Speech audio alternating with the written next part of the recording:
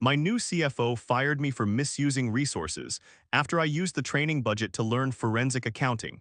He thought firing me would bury his embezzlement scheme. Instead, I took my backups home and turned my apartment into the headquarters of his destruction. This is where the story truly begins, and you won't want to miss how deep the rabbit hole goes. Make sure you're subscribed to see it through to the end. We're always curious, where in the world are you watching from today? Let us know in the comments. April 12th started with the sound of a dying machine. At exactly 8:46 a.m., the office espresso maker, an expensive chrome-plated beast that cost more than my first car, gave a wet, rattling cough and blew out a stream of black sludge. It wasn't coffee. It was thick, oily refuse that splattered against the stainless steel drip tray and pooled aggressively around the Splenda packets. I stood there, empty mug in hand, watching the mess spread. It felt like an omen. It was the kind of start that whispers in your ear that the day isn't just going to be bad, it's going to be a disaster. Eric, you see why the Q1 margin forecast doesn't match the ops dashboard again. Rick's voice cut across the bullpen, loud enough to make the interns jump. He was yelling at me like I was fresh out of college, not a senior analyst with 10 years of tenure and a mortgage. I didn't turn around immediately. I just stared at the sludge dripping off the counter. My name is Eric Tanner. I'm 39 years old, and for the last decade I have been the invisible man of this finance department. I sit in a cubicle wedged between an archaic file cabinet and a shredder that jams if you look at it wrong. I was never invited to the leadership brunches. I was never asked to join the alignment offsites in Aspen where the executives spent 3 days skiing and 3 hours talking about synergy. I was the guy who fixed the spreadsheets when the math didn't work. I was the guy who stayed late to reconcile the ledger so Rick could present a clean slide deck to the board. I was dependable, quiet, and exactly where they wanted me, or so they thought. Standing there by the broken coffee machine, I felt a heavy, cold weight settle in my stomach. It wasn't just the toxic work environment or Rick's incompetence. It was the knowledge that I was walking into a buzzsaw, and I was the only one who could hear the blades spinning. The betrayal that was coming wasn't just about a job, it was about the systematic erasure of the truth. The irony of what happened next still tastes bitter. The tool they used to destroy me was the very same tool they had offered me as a benefit. It had started 6 months prior, buried deep in a generic HR newsletter that 90% of the company deleted without opening. There was a single throwaway line at the bottom. Employees may apply for a limited development stipend for professional growth opportunities. It was vague corporate speak, designed to look good on a recruitment brochure but difficult to actually use. Most people ignored it. The sales team was too busy burning expense account cash at trade shows, and the rest of finance was too busy pretending the ship wasn't leaking. But I clicked the link. I scanned the approved course list and found a series of certifications in forensic accounting and fraud examination. They were dry, technical, and incredibly boring to the average person. To me, they looked like a lifeline. I registered quietly. I paid the fees up front and submitted the receipts. No one asked a single question. I didn't even get an acknowledgement email from HR, just an automated deposit notification 2 weeks later. While Rick was busy parroting buzzwords like margin optimization and quarterly transparency, I was spending my nights in front of my laptop, learning how to catch the things everyone else missed. I learned how to spot a fake vendor profile. I learned that tiny details like a missing tax ID or a generic business name are usually the loose thread that unravels the whole sweater. I studied the architecture of shell corporations and the subtle red flags of vendor risk profiling. It became a routine. I would come home to my empty apartment in Minneapolis, feed my black cat, Shadow, and settle in under the hum of my desk lamp. Shadow would curl up on the keyboard purring while I dissected case studies of corporate fraud. I wasn't trying to bring anyone down, at least not at first. I just thought I was getting smarter. I thought I was making myself more valuable. I flagged weird payments by day, noting them in a private folder, and studied the theory by night. They treated me like furniture, a desk, a chair, a legacy employee. But they had forgotten one crucial thing about furniture in a room full of secrets. It sits there silent and unnoticed while everything happens right in front of it. The atmosphere in the office shifted the moment Jeremy Langston walked THR. All the glass doors, he wasn't just a new CFO, he was an invasion. Langston looked like he had been manufactured in a lab dedicated to corporate arrogance. He wore custom suits so tight they looked painted on, and he walked with the strut of a man who believed he owned the oxygen in the room. He always had a Bluetooth earpiece tucked into his ear, blinking blue, as if he were on a permanent conference call with God. His first week was a listening tour, which consisted of him shaking hands, calling everyone champ or rock star, and ignoring everything we actually said. His second week was a bloodbath. Efficiency drives, the memo said. It was clean language for a massacre. HR, compliance, and internal ops were gutted. Our team survived, but the fear was palpable. Rick came by my desk that Tuesday looking like he'd seen a ghost. "Keep your head down, Eric," he muttered, tapping my desk nervously. "Langston doesn't like extra voices, he wants a lean operation." I kept my head down, but I didn't close my eyes. That was when I saw it, the first anomaly. I was running a routine batch reconciliation when a line item caught my eye. It was a payment for $27,400. The description was incredibly vague. Vendor cleared, confidential. There was no vendor code, no invoice attached, no purchase order trail, just a raw line item in the backend batch approved and paid. I frowned, adjusting my glasses. In a company this size, you don't just write a check for 27 grand without paperwork. I searched the vendor directory, nothing. I checked the payment approval logs, missing. I felt a prickle of heat on the back of my neck. This wasn't a clerical error. This was deliberate obfuscation. I didn't run to Rick. I knew better. Instead, I opened my private document, the one I'd started during my forensic coursework, and logged the transaction. I copied the reference IDs and the timestamps. 3 days later, another one came through, $33,150. Same wording, same black hole where the documentation should be. Langston was walking through the bullpen that afternoon, laughing loudly at something his assistant Mallory had said. He paused near my row, scanning the room with cold, shark-like eyes. He looked right through me, dismissing me as a non-entity, a cog in the machine he was currently stripping for parts. He didn't know I was watching. He didn't know that the invisible man in the corner wasn't just doing data entry anymore. I was building a case file. The shift from observation to action didn't happen in a single dramatic moment. It was a slow burn, fueled by the steady accumulation of red flags that kept popping up on my screen. Langston didn't notice me, and that was his fatal mistake. See, being invisible has its perks. No one second guesses when you pull reconciliation logs or open up payment metadata. I wasn't in the room when decisions were made, but I was always the one cleaning up after them. A couple of weeks after I flagged the first 2 payments, Rick came over to my desk again. He tapped the edge of my cube wall with a pen, a nervous tic he'd developed since Langston took over. "You see the Stratus onboarding?" he asked, keeping his voice low. I looked up from my monitors. What's Stratus? Some consultancy Langston's using. We're getting invoices from them now. "Who's approving?" I asked, already knowing the answer. "Langston's shop," Rick said, glancing toward the executive offices. That was code for stay out of it. But I was already in it. That afternoon, I started digging into Stratus Bridge Consulting. It took me 10 minutes to find the cracks. No website, no phone number. The address on the invoice pointed to a mail drop in a strip mall in New Jersey, yet they had just been paid 47 grand for something called Workflow Transition Efficiency. Whatever the hell that meant. I started cross-referencing. I pulled archived vendor lists, searched internal onboarding memos, and checked delivery documentation. There wasn't any, and it kept coming. Small payments, big payments, all routed through the same vague descriptions. Vendor cleared, sealed direct, transition analysis. Most people would have stopped there. They would have called it shady, shrugged, and moved on to protect their paycheck. Not me. I knew how to look now. I knew what smelled wrong. So I started a master spreadsheet. I logged everything. Dates, vendor names, amounts, approver chains, even the IP addresses tied to the form uploads. I wasn't just collecting, I was documenting. Every night I sat at my kitchen table, the screen glowing blue in the dark, the same dull desk lamp humming overhead. Shadow would watch me with yellow eyes as I clicked through old payment runs like I was reading someone else's diary. Langston thought his Bluetooth headset and buzzwords could cover the rot. But the deeper I went, the worse it got. Crestview Solutions, 91 grand for talent ramp strategy. No contract, N. O point of contact, just a wire payment cleared under CFO approval authority. A week later, Stratus Bridge got another check, $103,000 for workflow optimization.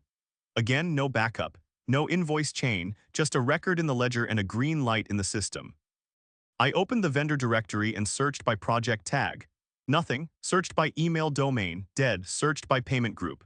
The same 3 names showed up again and again. Langston, his assistant Mallory, and some random procurement analyst who had only been with the company for 4 weeks. I decided to test the waters. I went to Rick's desk, printed notes in hand. "Ever hear of Crestview or Stratus?" I asked, keeping my tone casual. Rick leaned back in his chair, his eyes darting to the paper. He didn't even take it. "Langston's shop is running most of that now. Don't poke the wrong tree, Eric." I didn't respond, I just nodded and walked off. That night I cracked a beer, cleared off the kitchen table, and started building what I called the map. The map was a masterpiece of forensic paranoia. Vendor trails, flowcharts, reconciliations, color-coded spreadsheets linked together by a private local drive. Each new piece snapped into place like a jigsaw puzzle made out of corruption. I stopped emailing anything. I stopped using the work laptop for even harmless searches. Everything went offline. Paper and pen, screenshots printed, IP logs annotated by hand. If something didn't match, it got circled in red ink like I was grading a failing student's homework. 2 days later, I found the smoking gun, Cascade Ventures LLC. 4 separate payments, totaling $122,000. Description: infrastructure review pilot. I looked up the listed address. It was a tire shop off Route 13 in Delaware. I double-checked the onboarding form. Only one uploaded file, a blank letterhead with a blurry Cascade logo that looked like it was made in Microsoft Paint. But the real kicker was the listed owner in the Delaware Business Registry. It was public information, accessible to anyone who bothered to look. Nathan Langston. Jeremy Langston's brother. That stopped me cold. I stared at the page, the connection right there in black and white. I didn't panic. I opened a new document, labeled it Family Links, and started charting ownership records. Langston wasn't hiding this stuff behind firewalls. He didn't need to, nobody was looking. The dashboard looked clean, and that's all the board cared about. By Friday, my apartment looked like the inside of a detective's brain. Receipts taped to cabinets. Payment logs on the floor, shadow weaving between folders like it was a maze. I didn't sleep much. Coffee kept me upright. I skipped groceries. My fridge held 3 bottles of water, a jar of mustard, and a leftover sandwich I hadn't touched in 2 days. But I wasn't tired, I was wired. The next flag was a vendor called Thailand Strategies. 76,000, description: growth facilitation. I traced the bank routing number back to a holding account in Hoboken. The business license had been filed 9 weeks earlier. The authorized signer, Mallory DuPont, Langston's assistant. That's when it hit me. It wasn't sloppy. It was systematic. The same week Langston canned compliance and shredded the audit team, he started approving shell vendors staffed by people one step away from him. Brothers, assistants, random names connected by zip codes and payment routes. They weren't hiding it, they just thought no one would look, and they were right, mostly. I decided it was time to confront the source, but I had to be careful. I didn't go to Langston. I went to the system itself. I initiated a request for clarification on the Cascade Ventures payment, a formal system-logged query that forces the approver to provide documentation. It was a subtle move, a digital tap on the shoulder. The reaction was immediate. Within an hour, I was summoned to conference room 4B. Langston was there, standing by the window, arms crossed. HR was there too. "Eric," Langston said, not turning around, "we reviewed your use of the development stipend." He turned then, his face a mask of polite menace. "Those forensic audit courses you took, they're outside your approved scope. That kind of training implies investigative intent, which isn't part of your position. It's a misuse of company resources." I stared at him. He was trying to fire me for learning. "You're firing me for taking courses you paid for?" I asked, my voice steady. Langston didn't blink. "We're ending employment based on misaligned professional development. You'll receive 2 months of severance if you sign off today." He slid a manila folder across the table. "Severance packet, non-disclosure agreement, termination summary."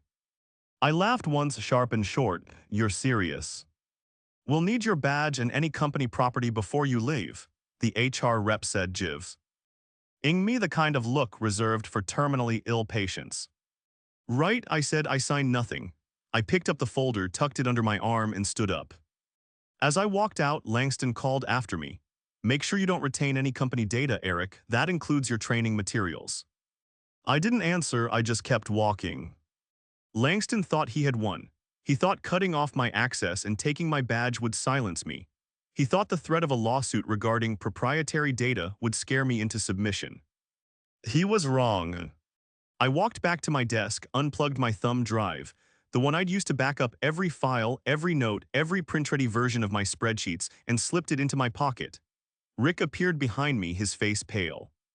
"Man, I told you not to poke," he whispered. "I didn't poke," I said, packing my lunch bag. "I reported."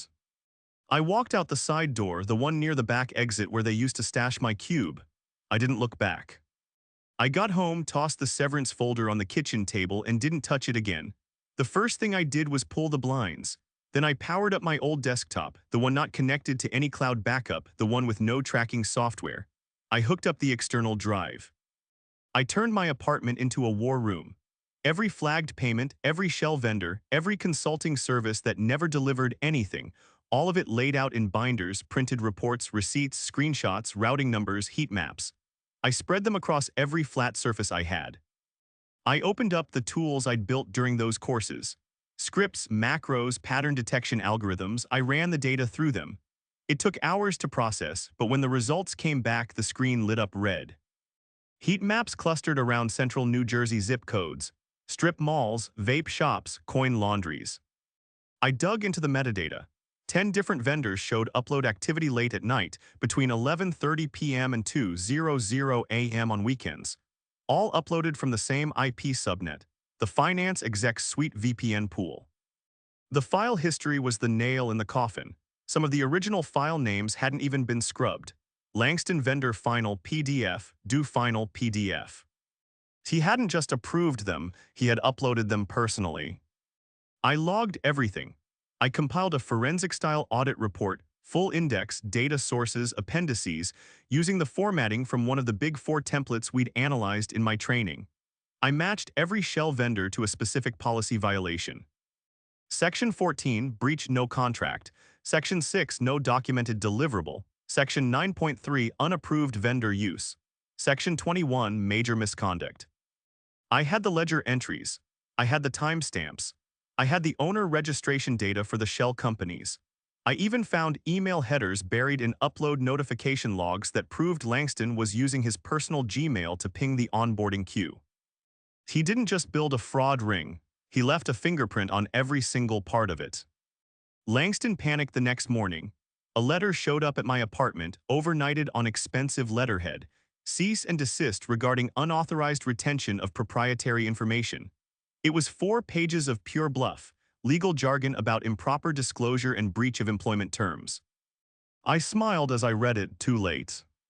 I wasn't keeping the data, I was sharing it. I packaged everything, zipped up digital files, labeled folders with professional tags, vendor controls breach, supporting evidence, unauthorized approver timeline. I made hard copies too, 3 full sets, each with its own index page and binder tabs labeled in Sharpie, one for legal, one for internal audit, one for the external accounting firm. By sunrise, it was done. It was the kind of report no PR spin could bury. I didn't write a letter, I didn't send a dramatic goodbye, I sent the facts. 1 email to the external auditor, 1 to legal counsel, 1 to the audit committee chair. Subject: internal fraud evidence package. No rant, no emotion, just the receipts. Numbers don't lie, and I didn't need to either. I waited. 12 hours later, the first reply hit my inbox. From the external audit firm. Subject: urgent, immediate review underway. They didn't waste time. The partner handling the response stated my report was well documented, serious in nature, and warrants immediate escalation. Their legal team was already involved. They had confirmed the shell vendor data and the breaches of procurement policy. 30 minutes after that, I saw the HR memo go out to the company listserv, forwarded to me by a friend in it who still had a conscience. Today, we acknowledge the routine departure of Eric Tanner from the finance department. We thank him for his service. No mention of whistleblowing, no mention of fraud, just a fog of corporate febres sprayed over fresh bloodstains. I read it twice, then closed the tab. 3 days later, the suits walked into the building. They arrived at 9:00 a.m. sharp. No announcements, no greetings, just 4 people in gray and navy suits, no name tags, clipboards in hand, scanning temporary badges at the front desk. They weren't from corporate, they weren't there to align initiatives. They were the cleanup crew. Word got around quickly, procurement was locked down, Access logs were pulled, meeting rooms were double booked for review sessions. Rick texted me around noon, "They're here." I didn't respond. He followed up with, "Your stuff is everywhere." I pictured it, the quiet chaos, the kind of silence that hums before a generator explodes. I knew what those suits were doing. They were checking timestamps, metadata, bank trails, everything Langston thought he had buried under jargon and whiteboards. I imagined his face when they opened the first binder, the vendor names, the flagged account routes, the policy violations stapled next to his own login records. The first bomb dropped within hours. One of the shell vendors I had flagged, Archer Group, was listed as a strategic logistics partner. Real impressive title, until someone pulled up the address on Google Street View and found a landscaping business sandwiched between a vape shop and a dry cleaner. That's when Langston cracked. They called him into the main boardroom. They closed the door and kept it shut for 3 straight hours. Through the glass walls, the entire floor watched. He came out red-faced, jacket off, pacing in circles like an animal in a cage. No one went to save him. His story changed quickly. He tried to claim the vendors were legacy accounts from the previous CFO, claimed it was inherited operational complexity. But the timestamps didn't lie. The first vendor was created 6 weeks after the last CFO retired. The second had a bank account registered in his brother's name. The third had a vendor profile uploaded at 1:12 a.m. on a Saturday from his own IP address. They froze procurement immediately, vendor access revoked, new approvals suspended, incoming payments flagged for manual review. It wasn't just a lockup, it was a total shutdown. Rick was pulled into a side room and didn't come out for 2 hours. By the time he emerged, he looked like someone had reached inside his chest and unplugged his soul. Mallory called in sick the next day.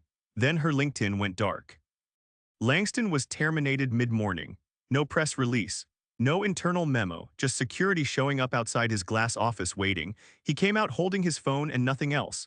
No laptop, no box of personal items. He walked right past the bullpen, head down, Bluetooth still in his ear, like he thought someone might still be listening. No one said goodbye. The fallout was swift and brutal. The company released a statement to investors, ongoing internal investigation into financial irregularities. That was the warm-up. The next week, they disclosed 5 quarters of misstated financials, revenue inflated, expenses buried, vendor transactions misclassified. The public earnings call was canceled. The press release was cold, no quotes, no spin, just numbers, and not the kind investors like. The SEC was notified. My phone lit up like a slot machine. Job offers, recruiters, thought leadership podcasts wanting interviews, directors of internal audit from other companies asking if I'd consult. One guy from our own legal department emailed me just to say, "You were right, we owe you more than we can say." Even Rick tried to reach out. I let it all go to voicemail. I didn't need it. I didn't want it. I had what I came for, not revenge, not a promotion, just the moment, that exact second when the walls came down and they saw what I saw, the numbers they ignored, the policies they bent, all of it laid bare. No more dashboards, no more bluffing. They knew now, Langston wasn't a genius. He was a fraud wrapped in buzzwords, and they let him build the whole system. That night, one of the external auditors forwarded me a photo from inside the boardroom. No caption, just an overhead shot of a long table covered in highlighters, reports, and coffee cups. My report was dead center, printed, tabbed, underlined in 3 colors, sticky notes flagging sections like scripture. The binder cover still had my handwriting on the spine. It wasn't decoration, it was the foundation. An internal memo followed, leaked by someone in legal. 6 pages stripped of fluff. Terms bolded like warning labels: vendor fraud, willful concealment, leadership accountability. They didn't just find Langston's fingerprints, they found a blueprint. Later that night, I sat in a diner just outside downtown. Vinyl booth, chipped formica table, a plate of soggy fries I wasn't really eating. Across from me was Cal, an old coworker laid off in the first round Langston ever pulled.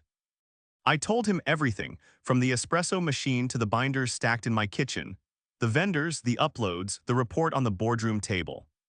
When I finally stopped talking, Elle leaned back and asked, "So worth it?" I looked around the half-empty diner. The world hadn't changed, but something in me had. I nodded once. "Yeah, it was."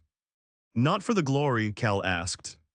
"For the silence," I said. "That space after the storm hits and everything is finally still, where the truth is just out. No noise, no spin, just standing there in the open." Cal nodded. He didn't say much else. The press conference was the next morning. Plain podium, no company banners, the board chair stood alone under white lights. Today, she said, her voice sanded down by legal, we acknowledge the discovery of hidden misconduct that impacted multiple financial periods. This company remains committed to integrity, transparency, and accountability. Then came the lines. There is one individual without whom this would not have come to light. She didn't say my name, she didn't have to. My phone buzzed on the table. Push alert, fraud probe expands, 5 additional firms under review. I picked up my coffee cup and took a sip. It was hot, black, and perfect, the same way I liked it before all this started, before the binders and the severance. The truth didn't need me anymore, it had legs.